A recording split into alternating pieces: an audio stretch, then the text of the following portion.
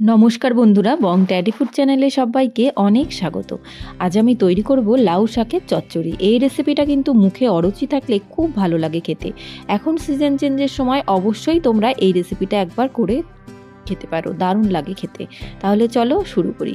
প্রথমে কড়াইতে দিয়ে দিলাম সর্ষের তেল, এরপর কিছু বড়ি আমি সর্ষের তেলটায় ভেজে নেব। বড়িগুলো ভেজে তুলে নেব। আর এই রেসিপিটায় অবশ্যই কিন্তু বড়িটা ব্যবহার করো, বড়ি দিলে কিন্তু এই রেসিপিটার টেস্ট আরও বেড়ে যায়। এবার বড়িটা আমি তুলে নিচ্ছি। এবার তেলের মধ্যে দিয়ে দিলাম কালো জিরে ফোড়ন আর একটু কাঁচা লঙ্কা। কাঁচা লঙ্কাটা অবশ্যই নিজের টেস্ট অনুযায়ী দিতে পারো। তারপর এর মধ্যে কিছু সবজি দিয়ে দিলাম, যেমন বেগুন, কুমড়ো, শিম, আলু। তোমরা চাইলে এর মধ্যে গাজরও দিতে পারো।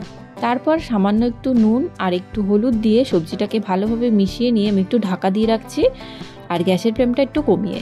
তারপর সবজিটা হালকা ভাজা হয়ে আসলে এর মধ্যে আমি কেটে রাখা, আগে থেকে ধুয়ে পরিষ্কার করে রাখা লাউ শাকটা দিয়ে দিলাম।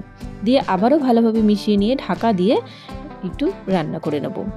ঢাকাটা তুললাম, দেখো শাকটা কিন্তু অনেকটাই মজে এসেছে। এরপর আমি সামান্য একটু জল এর মধ্যে দিয়ে দিলাম, দিয়ে ভালোভাবে মিশিয়ে নিয়ে এটাকে আমি সেদ্ধ করতে দেবো। তার আগে আমি দিয়ে দিলাম বড়ি। এবারে মিডিয়াম ফ্লেমে আমাদের এটা সেদ্ধ করে নিতে হবে। দেখতে হবে সমস্ত সবজি আর ডাঁটাগুলো যাতে ভালোভাবে সেদ্ধ হয়ে যায়। মোটামুটি সেদ্ধ হয়ে গেছে আমাদের সমস্ত সবজিগুলো।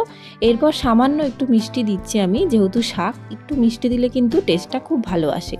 আবারও ভালোভাবে মিশিয়ে নিয়ে এরপর ওপর থেকে আমি দিয়ে দিচ্ছি ধনেপাতা কুচি।